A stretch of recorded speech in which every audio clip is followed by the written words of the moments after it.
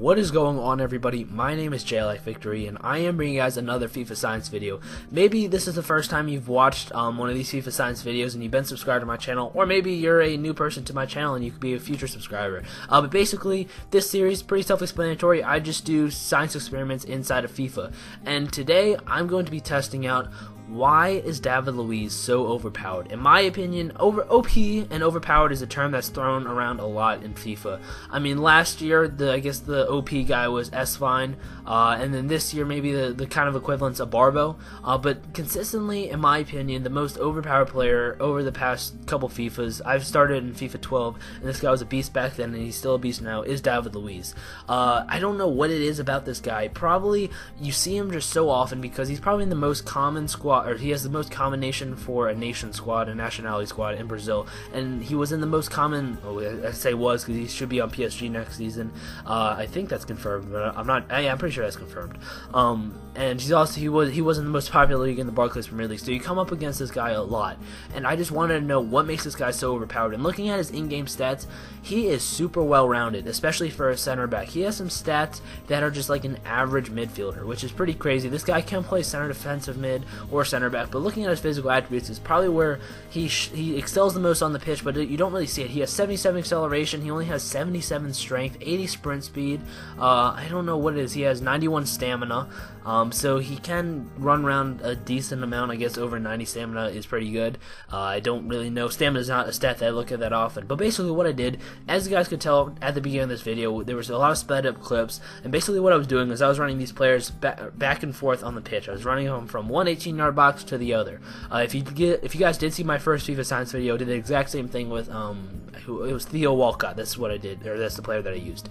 So I ran David Luiz, just his regular card. I don't think he has any informs or anything. I ran the upgraded 88 Hazard. I ran the regular 88 Aguero, and then I also ran the upgraded Jerome Boateng, who was an 83 overall, because I wanted a pacey center back, kind of just to compare David Luiz to. So, as you guys can tell on the screen, I had 10 runs per player, and I just averaged them out. I thought that was just the best way. I put a little time into it, but not do too many runs and just kind of waste myself and waste contracts and time and stuff like that. But I did 10 runs for each player, and I averaged it out. So as you guys can tell on the screen, the fastest player was Aguero with 9.33 seconds. Second fastest was Hazard, not too slower, just around 9.399 seconds. And then David Luiz and Jerome Boateng were actually pretty close in I guess speed and time, with 9.747 for David Luiz, and this is 9.47 seconds to run from one side of the field to the other, just the average time, and then Jerome Boateng with 9.77 seconds. So these findings, I mean, with the ball at his foot and he's a center back, David Luiz is only like half a second slower than Hazard and Aguero. And half a second, I'm not really sure if that's that big of a difference, or maybe it's a really small difference.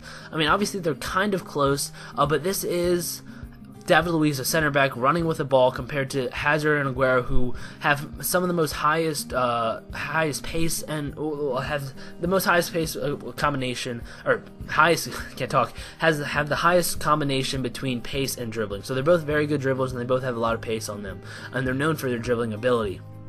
So that, I mean, that's not too bad in my opinion. But then looking at Jerome Boateng, who's also a very pacey center back, doesn't have as much dribbling. He only has 5 less than David Luiz.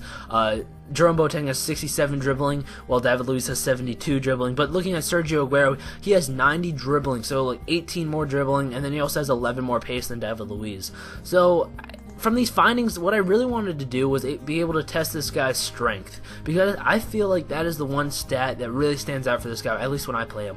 The combination between the pace of David Luiz and the strength is just so good. He's able to keep up with these fast players like Aguero and Hazard, and he's able to keep up with them, and he's also able to pull them off the ball or track back if they're on a breakaway. And he's able to put his body on them. He's 6'2", so he's a bigger guy, and he's just able to win balls and just beat David Luiz. As you guys probably know, hopefully you guys have played with him, or if you haven't for whatever reason, definitely try him out because he's a really good center back.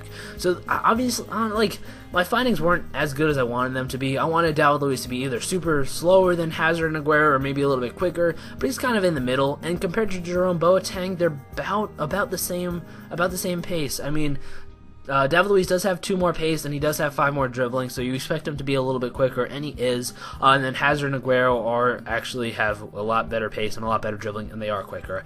So that's going to conclude this FIFA science. Like, I really want one FIFA science where I have some really conclusive evidence, and I think I'm going to have that next FIFA science, the next FIFA science video. What I'm going to do in that is I'm going to compare how pace and dribbling affect each other, because some people believe a player with really high pace and really high dribbling makes them slower, while someone with like Aubameyang or Theo Walcott, who has high pace but not the highest dribbling, makes them a lot quicker. So I'm definitely going to do that in my next video. But also, if you guys are interested, I posted this video 2 days ago, or I think 2 days ago. If you guys are interested in the World Cup, I'm going to, and you want to bet on the World Cup with Ultimate Team coins, I'm going to leave a link in the description. So click on that if you're interested in betting on the World Cup. I know it's kind of late. I didn't really get as much attention on that first video as I wanted to, or I hope that I would get on it. But if you guys just want to go check that out, I still could take bets on the World Cup if you guys are interested, but I might just not do it depending on, I don't know, how much interest is in the video. But I'm rambling on right now. I'm going to end this now. Hope you guys do enjoy this video. Like, comment, subscribe if you're new, and I'll see you guys next time.